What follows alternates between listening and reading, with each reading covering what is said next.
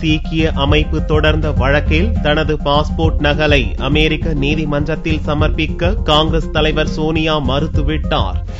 கடந்த 1984ஆம் ஆண்டு சீக்கியர்களுக்கு எதிரான கலவரத்தில் ஈடுபட்ட காங்கிரஸ் தலைவர்களை சோனியா பாதுகாப்பதாக நீதி கேட்கும் சீக்கியர்கள் என்ற அமைப்பின் சார்பில் நியூயார்க் நீதிமன்றத்தில் மனித உரிமை மீறல் வழக்கு தொடரப்பட்டது. தான் அமெரிக்காவில் இல்லாத நிலையில் தன் மீது எப்படி வழக்கை விசாரிக்க முடியும் என்று கேள்வி எழுப்பிய சோனியாவின் வக்கீல் ரவி பாத்ரா இவ்வழக்கை தள்ளுபடி செய்ய வேண்டுமென வலியுறுத்தினார். ஆனால் நியூயார்க்கில் உள்ள ஸ்லோன் கெட்டரிங் புற்றுநோய் மையத்தில் கடந்த ஆண்டு செப்டம்பரில் சிகிச்சை பெற்ற சோனியாவிடம் நீதிமன்ற சம்மனை அளித்ததாக சீக்கிய அமைப்பு வாதிடுகிறது. சோனியா கடந்த ஆண்டு செப்டம்பரில் அமெரிக்காவில் இருந்தாரா என்பதை உறுதி செய்யும் வகையில் அவரது பாஸ்போர்ட் நகலை நீதிமன்றத்தில் ஏப்ரல் 7ஆம் தேதிக்குள் ஒப்படைக்க நீதிபதி பிரையன் எம் கோகன் கடந்த மாதம் உத்தரவிட்டிருந்தார். இந்நிலையில் தனது பாஸ்போர்ட் நகலை தாக்கல் செய்ய சோனியா மறுப்பு தெரிவித்துள்ளார். அவரது சார்பில் நியூயார்க் நீதிமன்றத்தில் தாக்கல் செய்யப்பட்ட கடிதத்தில் இந்த விவரம் தெரிவிக்கப்பட்டுள்ளது. பாஸ்போர்ட்டில் பயண விவரங்கள் இடம்பெற்றுள்ளதால் பாதுகாப்புக்கு குந்தகம் ஏற்படும் என்றும்